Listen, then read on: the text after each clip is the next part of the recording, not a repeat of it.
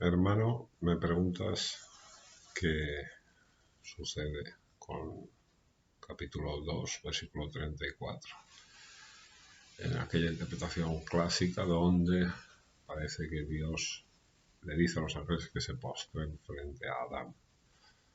¿Cómo es posible esto? Claro, es un absurdo. Es obvio que quien conoce un poco el Corán o cualquier revelación sabe que las criaturas solo pueden postrarse frente a su Señor.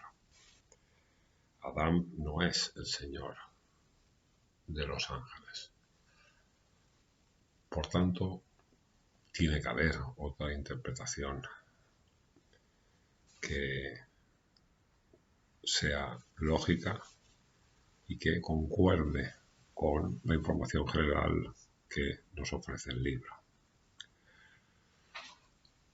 En los léxicos de la lengua árabe y en los trabajos de exégesis del Corán encontramos que los términos en árabe, sobre todo el árabe coránico, deben interpretarse dependiendo del contexto, ese contexto el que finalmente marca el sentido de una palabra. Esto lo sabe quien, no voy a decir ha profundizado, sino quien de manera superflua ha estudiado un poco estos asuntos.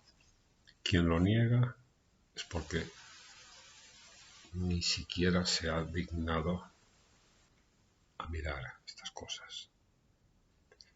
Las palabras dependen del contexto. Tú quieres conocer el significado de un término, tienes que mirar de qué está hablando el versículo o el pasaje.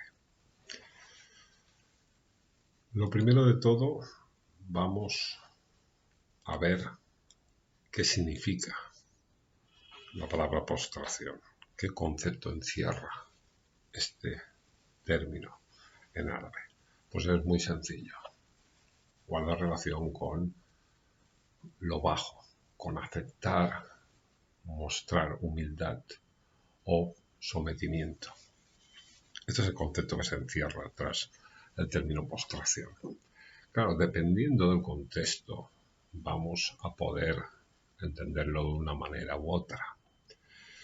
Cuando en este versículo que tú señalas, 2.34, se dice que Dios ordenó a los ángeles y a Iblis, que es otro ángel, a postrarse frente a Adán, se nos está diciendo que Dios puso a las fuerzas de la naturaleza, a las leyes que rigen la creación, y al orgullo humano lo puso frente al ser humano ya acabado, completo, después de un periodo evolutivo, los puso para que se sometieran a él a través de la fuerza del conocimiento. Dios nos dice en el libro que previamente a esta escena se le ha dado el conocimiento al ser humano. El ser humano, a través de su conocimiento, es capaz de dominar las fuerzas de la naturaleza. Todas menos Iblis, que representa el egoísmo y el orgullo del ser humano. Esto es muy sencillo de entender, pero cuando tenemos tradiciones, cultura popular y mitología en la cabeza, pues no llegamos a ver cosas tan sencillas como esta. Cuando los magos de Faraón caen postrados, no caen postrados frente a Moisés, caen postrados frente a las evidencias, es decir, se someten a aquello que Moisés les está contando, les está comunicando, porque como ya hemos explicado en otros vídeos del canal, no son milagros lo que trae Moisés, son palabras. Estos magos, que la traducción del término pues no es la más correcta tampoco en este contexto, porque magos significa, en su sentido más básico, aquel que tiene la capacidad de cambiar la realidad, de convencer a los demás de cosas que no son. Pues esta gente que estaba empleada por Faraón, al escuchar la verdad de Moisés, cae rendida frente a ella. Esto es lo que significa en el pasaje de los magos. Luego, cuando por ejemplo se nos dice que todos los cielos de la tierra se somete a Dios o se postra frente a Dios, las estrellas, los árboles, las sombras, debemos entender como eso, que toda la creación se somete a las leyes de Dios, no que los árboles se inclinan o que las montañas se postran en el suelo. Creo que es algo de lógica.